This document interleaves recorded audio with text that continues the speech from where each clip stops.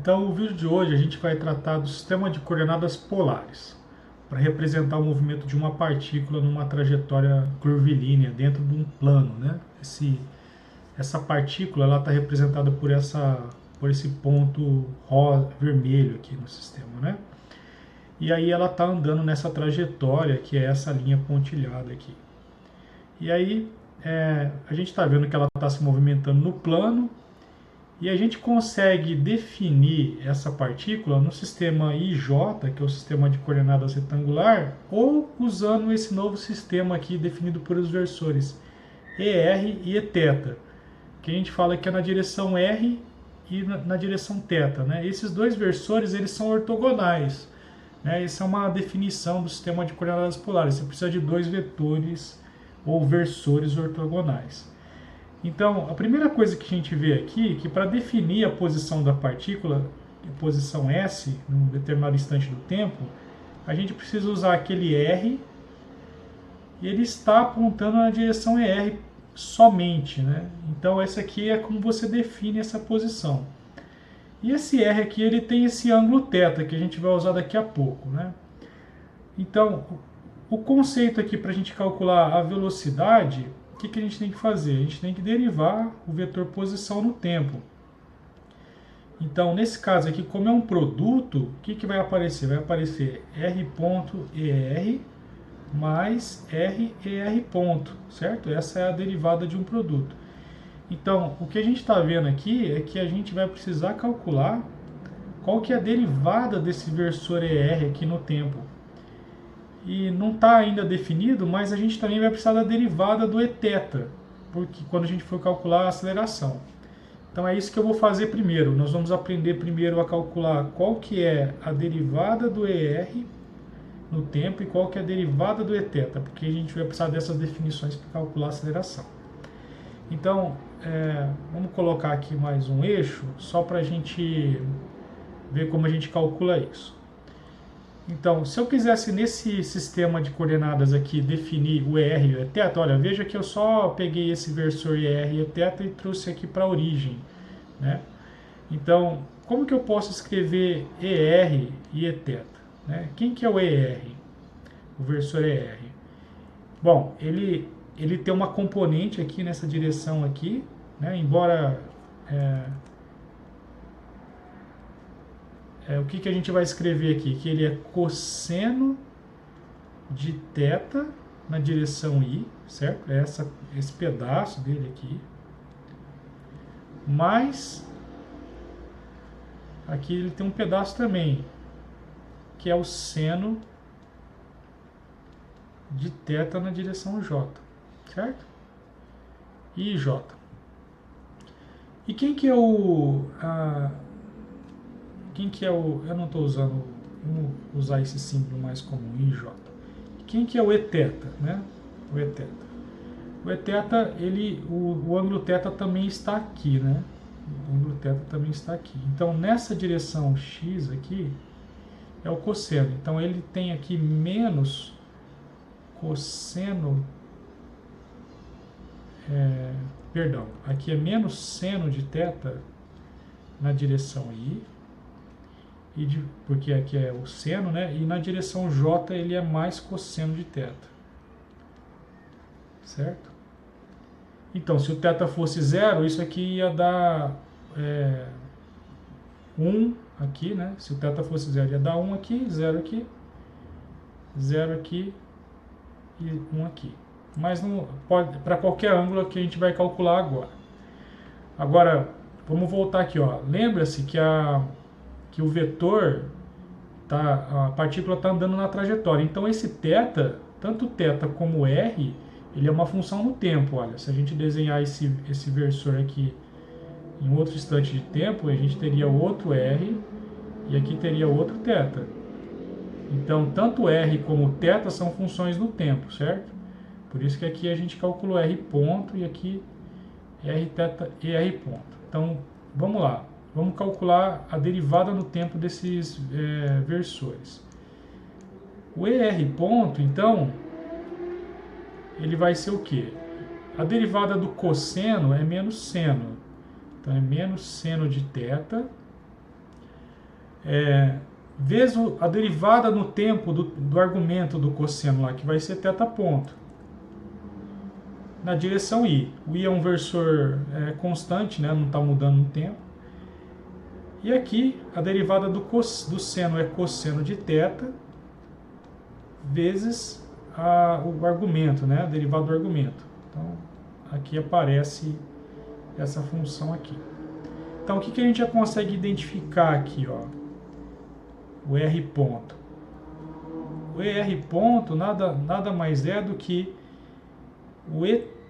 ele é igual a θ ponto vezes o Eθ. Certo? Porque se eu colocar o θ ponto em evidência aqui, eu vou ver que o resto que sobrou foi o Eθ. E agora o Eθ ponto. Quem que é?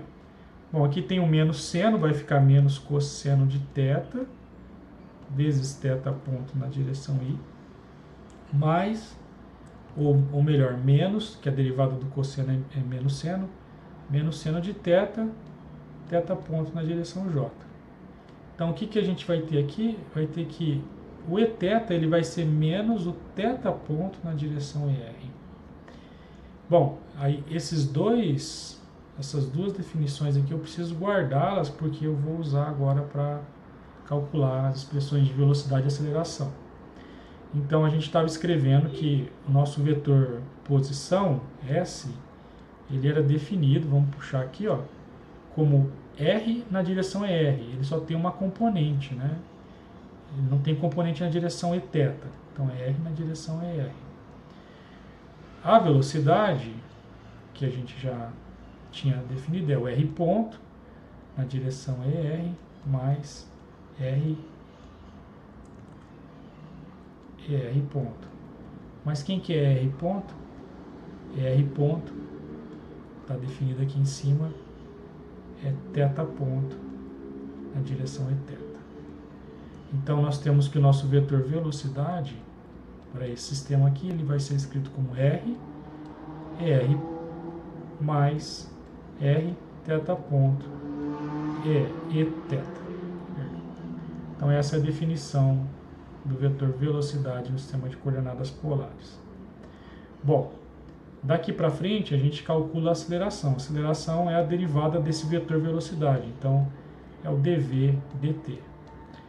Então o que vai ter aqui? Ó? Primeiro, derivando esse produto aqui, a gente vai ter a derivada do R ponto, vai ficar R dois pontos, vezes o segundo, mais o R ponto, vezes ER ponto. Depois a gente calcula o ER ponto que já está definido lá em cima. Agora aqui tem um produto de três termos, ó. Então a gente vai ter que fazer essa derivada aqui três vezes. Então a primeira é a derivada do primeiro vezes o segundo vezes Eθ, mais o primeiro vezes a derivada do segundo vezes Eθ, mais o primeiro vezes o segundo vezes a derivada do terceiro, que é Eθ ponto. Então, aqui apareceram 5 termos, né? Vamos lá.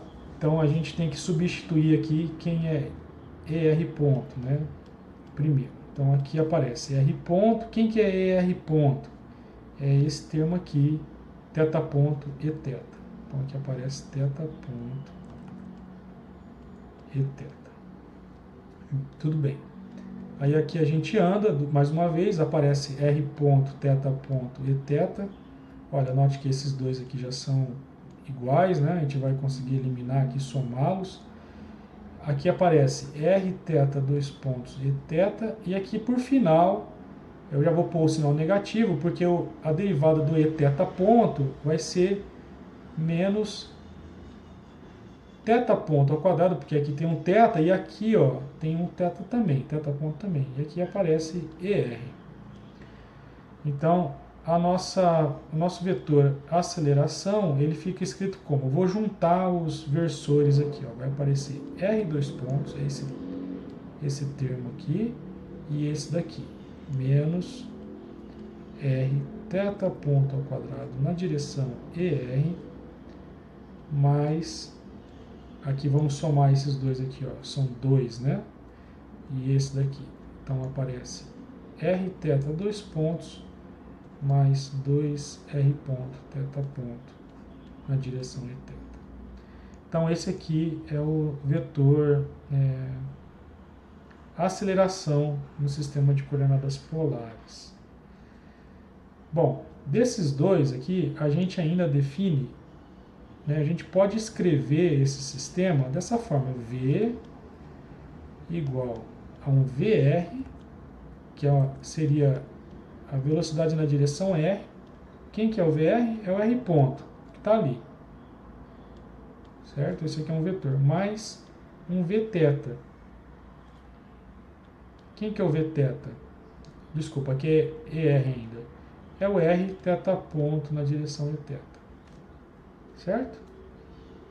E aí, qual que é o módulo da velocidade? Qual que é o módulo de V? É a raiz quadrada desses dois termos aí, de R ponto ao quadrado mais R θ ponto ao quadrado.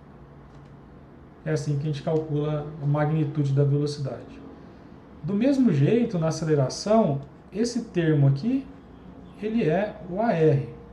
Então, a gente pode definir tudo isso aqui como o vetor de aceleração na direção R. E esse daqui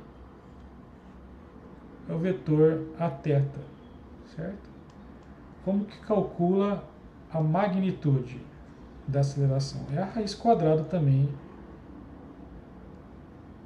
de R2 pontos menos Rθ ponto ao quadrado, mais Rθ 2 pontos mais 2R ponto θ ponto ao quadrado. Essa aqui, então, é o vetor de aceleração nesse sistema de coordenadas.